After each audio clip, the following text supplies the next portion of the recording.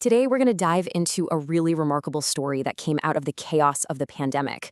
It's all about a cross-industry partnership that solved the ventilator shortage. And believe me, it's a total masterclass in strategic sourcing under extreme pressure. Okay, so picture this, early 2020. It honestly felt like something straight out of a disaster movie. A global crisis hits, and it's one that nobody, and I mean nobody, was prepared for. It was a challenge that was about to push our entire global system to its absolute breaking point. And right at the center of it all, ventilators. Suddenly, hospitals everywhere were just overwhelmed. The need for this one specific life-saving piece of equipment just exploded. We're talking demand on a scale that healthcare supply chains had never, ever seen before. And here's where it becomes a perfect storm. Right when demand is going through the roof, the very supply chains that were supposed to deliver these machines were grinding to a halt. These systems were all built for efficiency, for just-in-time delivery. They simply couldn't handle a shock like this. So this created a sourcing problem of epic proportions. And at its heart, it was really a tale of two completely different industries. Each one had a critical piece of the puzzle, but neither could solve it on their own. What you had was this incredible mismatch of skills.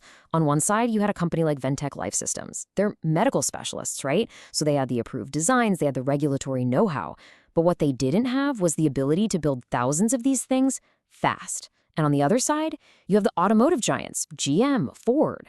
They've got massive factories, huge supplier networks, but zero experience building regulated medical devices. See the problem? So this left leaders with this just impossible question.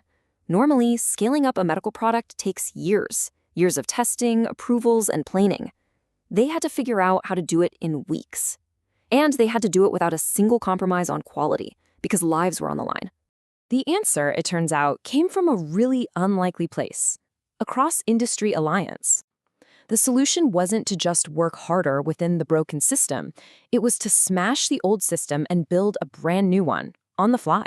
And this forced a complete 180 in how everyone thought about procurement. For decades, the number one goal was always lowest cost. But overnight, that entire playbook got thrown out the window. The new priorities were simple: speed, to get ventilators to hospitals now; reliability, so you knew the parts would work; and absolute non-negotiable compliance with medical standards. So how did they actually pull it off? Well, the procurement teams basically had to write a new crisis playbook from scratch. It really boiled down to three key moves. First, rapidly reconfiguring their supplier base. Second, creating totally new emergency contracts. And third, collaborating super closely with the government. Now that first step was just brilliant. Instead of looking at automotive suppliers for what they made, they looked at them for what they could make. You had factories that made precision car parts suddenly retooling to produce medical-grade valves, sensors, and electronics. And they did it all with fast-tracked approvals that, crucially, didn't compromise on patient safety. Think about it. Traditional contracts are slow, they're rigid, they take months to negotiate. They didn't have months. So they created these new emergency contracts. They were short-term, super flexible, and focused completely on one thing: output. But, and this is so important, they maintained governance. Every single decision was documented, creating this auditable trail that prevented a legal and financial nightmare down the road. Okay, so with this new playbook in hand, it became an all-out race for results. We're talking about sourcing on a scale the world had literally never seen before. And the stakes, well, they couldn't have been higher.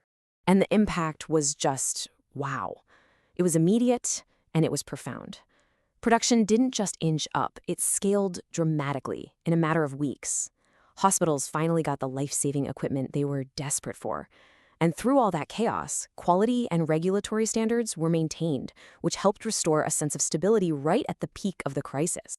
The change inside these companies was just as huge. As one leader put it, procurement went from being seen as a back-office support function to a strategic crisis leader.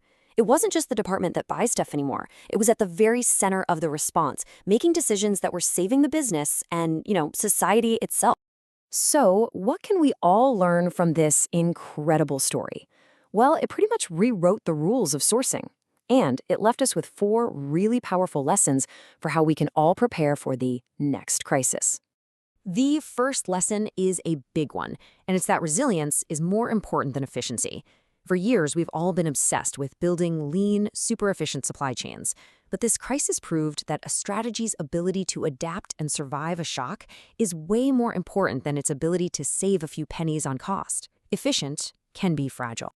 Second, we learned just how important it is to understand supplier ecosystems on a much deeper level. Your most critical partner in the next crisis might look nothing like your suppliers today. They could be in a totally different industry. What matters are their core capabilities, not just the product they happen to make right now. Lesson 3 is all about keeping control in the middle of chaos. Look, moving fast is critical, but moving fast without documentation and good governance, that creates massive long-term risk. You just can't throw the rulebook out the window, especially when a quality failure could have life-or-death consequences. And finally, lesson number 4, sourcing is strategic. It is a core capability of any modern organization. This whole episode proved without a shadow of a doubt that in a crisis, sourcing decisions don't just save money. They can, quite literally, save lives. And that really leaves us with one final thought to chew on.